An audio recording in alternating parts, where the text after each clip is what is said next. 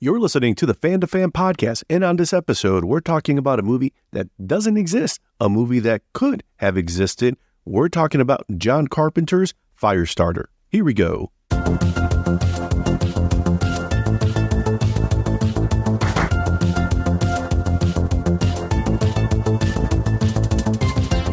Welcome to the Fan2Fan Podcast. I'm one of your hosts, Bernie Gonzalez. With me today, fellow co-host Pete Charbonneau. All right, Pete, we love John Carpenter. That's no secret.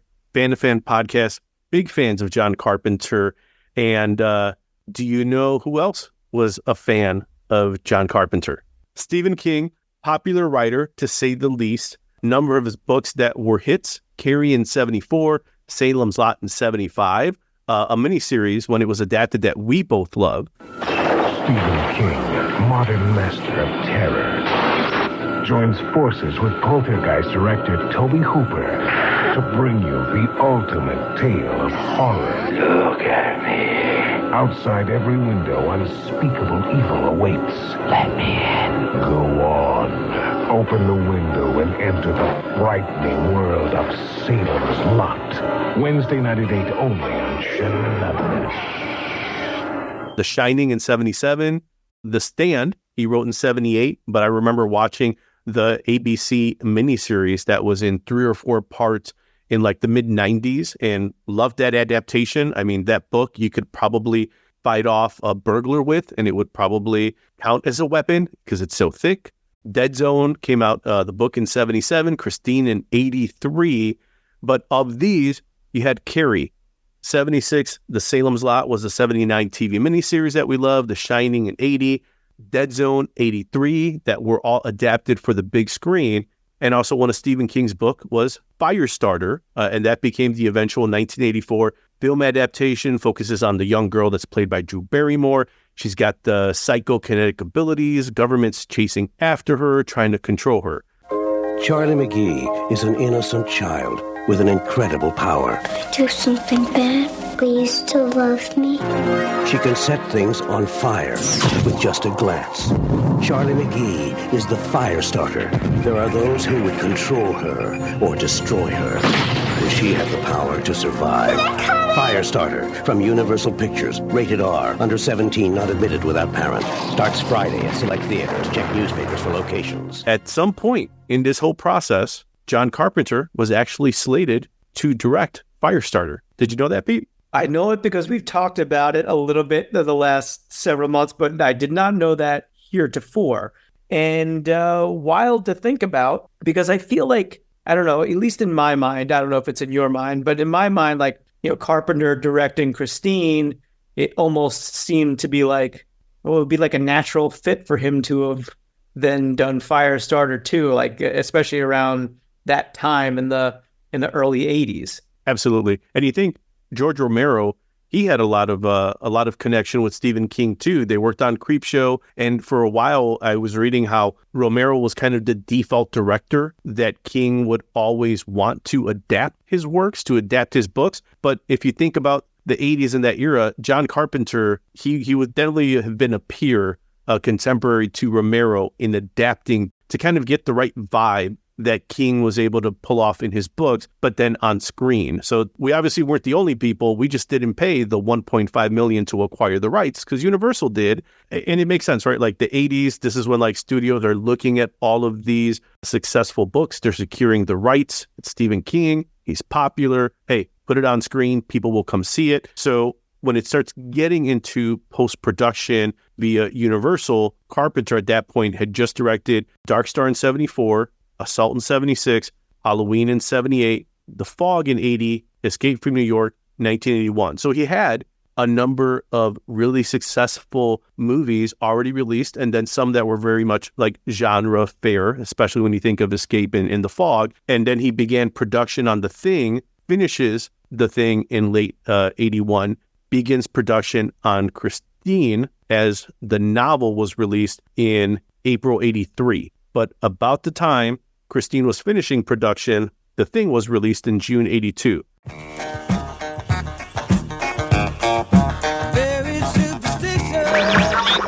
hear me? This is UN Patient. We need some help down here. Stop in the We found something. We found something. John Carpenter's The Thing. Screenplay by Bill Lancaster. The Thing. The ultimate in alien terror. Rated R, under 17, not admitted without parent. So Universal's thinking, hey, The Thing is going to do well in the box office. They considered that Carpenter and King, love connection, right? Great match. They have that shared sci-fi horror credential. Turns out The Thing did not do as well as expected. I think they ran into the chainsaw that is E.T. Yes, I think the returns of The Thing, they might have literally broken John Carpenter's heart and spirit, at least as far as working with major studios. Yes, and I think that reading about this, that led Universal to basically doubt his suitability to work on Firestarter. And when you think about that now, in hindsight, it sounds like a ridiculous statement, but they're looking at the harsh reviews. And if you read some of the reviews for The Thing, they were harsh. A lot of people just said that it was crap, that it was junk, that it was awful, that it was gory. Well, I don't know what it is, but it's big and it's hungry. And John Carpenter's new thriller, The Thing. That's one of 4 new movies we'll be reviewing this week on Sneak Previews. Across the aisle from me, Gene Siskel, film critic of the Chicago Tribune. And this is Roger Ebert, film critic of the Chicago Sun-Times. Our next film, The Thing, has already caused a lot of talk before it has opened. About 2 weeks ago, something very unusual happened to me. I began getting postcards at my newspaper office from readers telling me that John Carpenter's new movie, I guess they'd seen it in a preview, was one of the most disgusting films ever made. Well, those postcard writers certainly were right about one thing.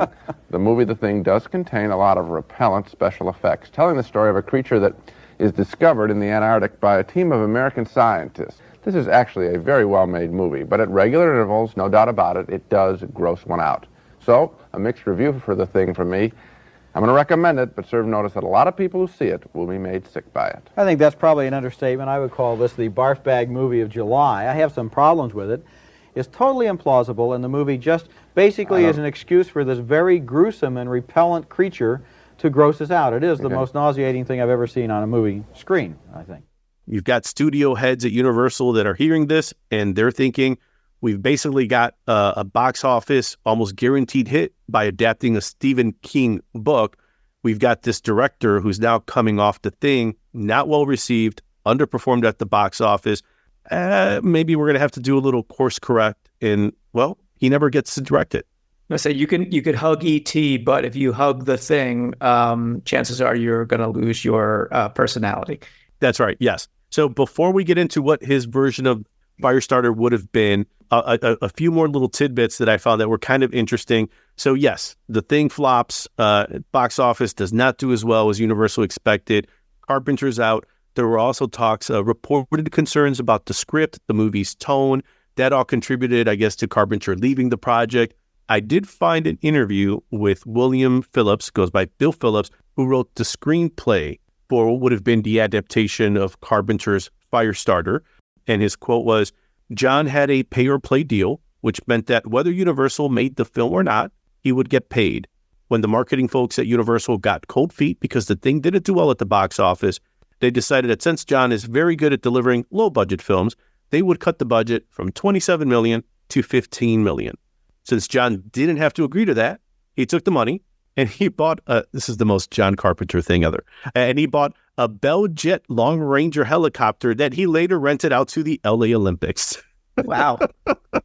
He made some money on the money that he made for putting his time and efforts into potentially adapting Firestarter. I feel like there's an incredible story out there of like how he got connected with the Olympic Committee to rent out his helicopter for the 84 Olympics. That's, he lives in LA. They need coverage. They need a helicopter. Yeah. And also just when you're saying the budget, that seemed very high for a movie at that time. And my initial thought was like, 90% of that was probably going to pyrotechnics, but you've got Martin Sheen and George C. Scott in this movie. So like, I have to imagine that they were commanding a pretty high salary. So like, if you're cutting the budget in half, I don't know if casting was done at that point. I'm guessing not, if they were still developing the screenplay. So maybe that explains why they felt comfortable cutting the budget in half, because I don't know if you could do that if they're already attached to the project. Yeah, no, still developing cast. We'll get into that. The last part of Bill Phillips' quote that I wanted to throw out there was essentially kind of like how we get to that point, right?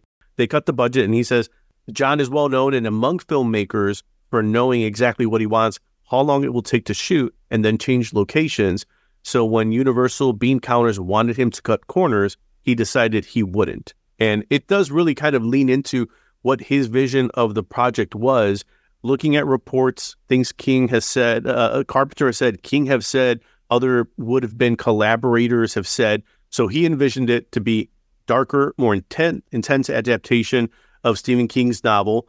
Certainly would have had, all of his trademarks, the music, the storytelling, the atmospheric vibe. The first screenplay that was on there was actually, the first adaptation was Bill Lancaster. It was actually the son of Burt Lancaster. And then he brought in Bill Phillips to do the rewrite, and he had worked on also John Carpenter's adaptation of Christine.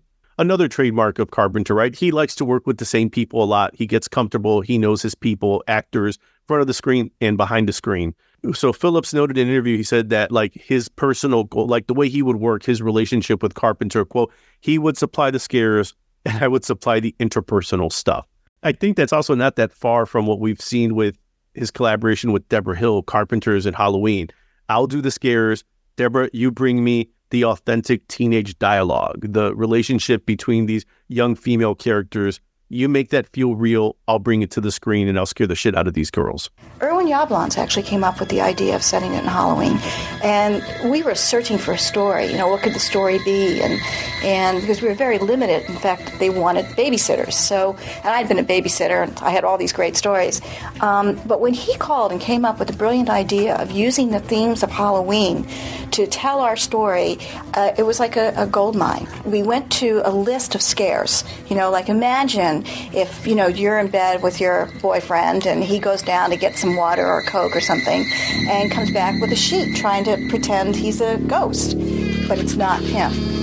It's all these kinds of things that we wrote down, all these scares, and then we decided to weave the scares into the story. Basically, it was a complete 50-50 collaboration. I wrote the first draft, laying in the kids, the teenagers, the teenage talk, the girl talk amongst each other.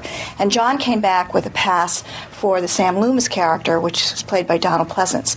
So all the stuff about evil and everything is really John's. I met this 6-year-old child with this blank, pale, emotionless face and the blackest eyes, the devil's eyes. That's immediately where my brain went to when you were talking about that. I'm like, it sounds like that's like a good collaboration for him, like him knowing what his strengths are, but also relying on a partner, Deborah Hill in Halloween and The Fog and then a bunch of those early movies. And then here with Phillips to kind of be like, you go off and do this, that's your strong suit, and then I'm going to do what I do, and then we'll put it together, and hopefully that will make, some movie magic. That's right. So you talked about casting. So his choices, Richard Dreyfuss was considered for the lead role, the dad. Alongside Richard Dreyfuss, they also were looking at Kurt Russell, which again, just leans into frequent Carpenter collaborators. Makes sense that in anything that Carpenter was going to do, whether Russell was going to play the George C. Scott role or the Martin Sheen role or the dad role, he would have been involved in some capacity. And honestly, it could have worked. I said it kind of tracks with who they chose with David Keith, who kind of looks like, poor man's Kurt Russell. No offense to David Keith, but like you can see, obviously Carpenter wasn't ultimately attached to it, but like it's like if they were looking for a certain type, like he falls into that mold. Carpenter was going to cast Darwin Jostin as Rainbird. And if we remember him, he was Napoleon Wilson in Assault on Precinct 13. Definitely had a lot of screen presence. So that would have been interesting. Total tough guy persona would have probably translated to Carpenter's version of Firestarter. Production. So all the hurdles, obviously budget, big one. Carpenter's vision of the film would have needed a lot of money because kind of like you were talking about, pyrotechnics. He wanted to really lean into that and really kind of see it on the screen. He didn't want it to have that made-for-TV feel. So when you say of Universal cut it from 27 to 15, half the budget, special effects that were needed to pull off what he was thinking was not going to happen. I wonder who like the leading pyrotechnic, that there was like someone like went by like a title of like fire guy. You need the Botine or the Baker of Fire to really pull it off. There's got to be one of those, right? Although Firestarter is not a horror movie, the filming did require many dangerous and frightening stunts. When you're first looking at the guy and he's going to blow up or something, then it's scary, the first part. But then when he does it, it's not scary, because you know he's going to be okay.